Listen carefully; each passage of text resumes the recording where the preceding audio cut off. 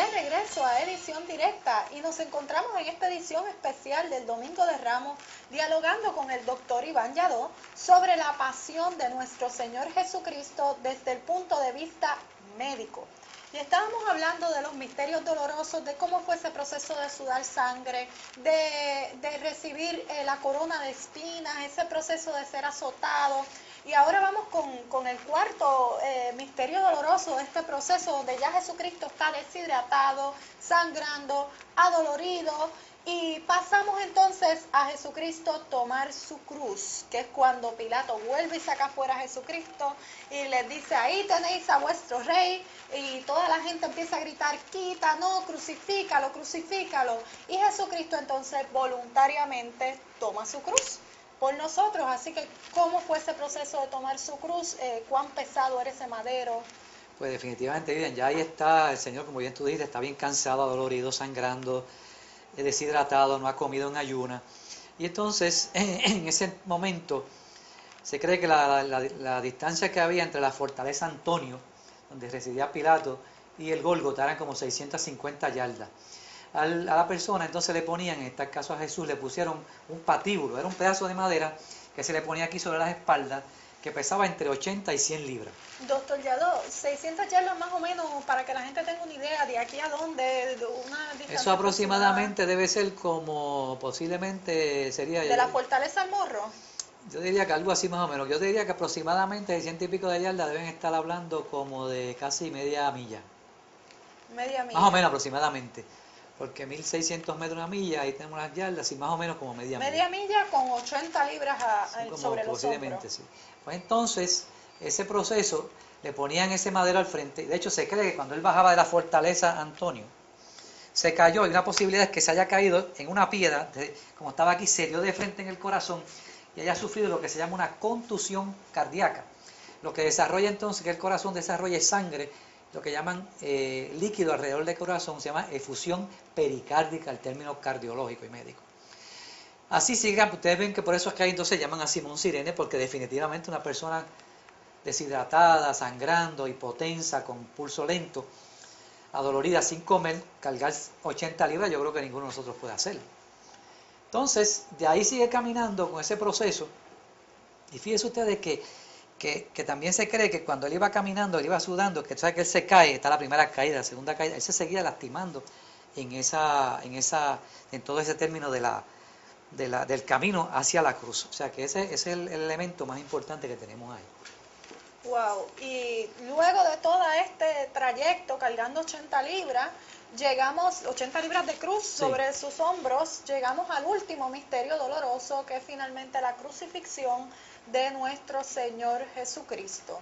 Que ahí pues entramos en el momento donde lo crucifican junto a dos ladrones, uno a la izquierda y uno a la derecha, y ponen el letrero sobre su cabeza que dice: este es el Rey de los Judíos.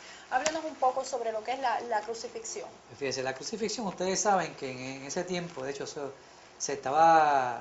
vino del origen de los persas, y los romanos obviamente se la daban a las personas criminales, a las personas que, de hecho, si eran ciudadanos romanos, a menos que hubiese desertado del ejército, lo crucificaban, si no, no lo crucificaban. Es decir, que era el peor castigo, era la ignominia, ¿verdad?, que a ser crucificado. En el caso de nuestro Señor Jesús, que cuando es crucificado, una de las cosas interesantes es que a él le pasaron clavos de 7 pulgadas. Por ejemplo, cuando vamos a nivel de la mano, se entiende que los estudios dicen que posiblemente tiene que haber sido no en la palma, sino a nivel de los huesos carpianos. Porque aquí entonces, al pasar el clavo de 7 pulgadas, pasa por el nervio mediano. De hecho, hay personas que al pasarle, tocarle eso ahí, usted le pasa el clavo, del dolor que da al tocar el nervio mediano, la persona cae en shock. Se llama un choque neurogénico. Y mucha gente hasta muere. Ese clavo pasa por ahí, y aquí están los huesos carpianos, para que entonces pudiera sostenerse en la cruz y no romperse la mano. Por eso es que se cree que esos clavos pasaron a través de esa área. En la pierna, lo mismo, en las piernas se cree que fueron un pie sobre otro, y también ese clavo de 7 pulgadas pasó en los huesos metacarpianos. Quiere decir que cada vez que usted clavaba ese clavo por ahí, también recibía un dolor. Y en la cruz, de una manera tremenda, porque ahí acuérdese que se altera el movimiento respiratorio. Cuando tú estás clavado en la cruz, como estaba nuestro Señor Jesús, él tenía casi para coger aire, casi que encogerse, y para exhalar, soltarse. Se alteraba el ciclo respiratorio normal, se producía una sofocación, áreas de atelectasia en el pulmón, colapso del pulmón, posiblemente agua en los pulmones, porque ya venía con ese historial de haber sido tenido ese sufrimiento extenso.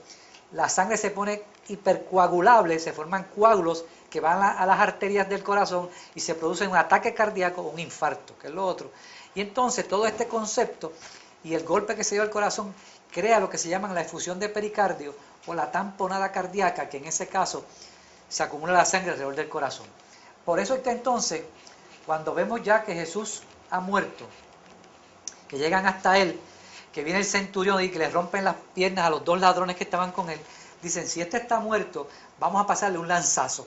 Y ustedes ven que le pasan un lanzazo que se cree históricamente fue por el lado derecho, atravesó el pulmón, por eso es que dice, como dice, atravesó sangre y agua salió, como dijo el apóstol San Juan en su evangelio, atraviesa el pulmón, sale sangre, agua y sangre, porque entonces llega a la parte superior del corazón, se cree que entró por el atrio derecho, el líquido alrededor del corazón tenía sangre, y por eso es que médicamente se sabe que de ahí sale entonces la sangre y el agua, es decir, de ahí nace la iglesia, el sacramento de la Eucaristía y el bautismo.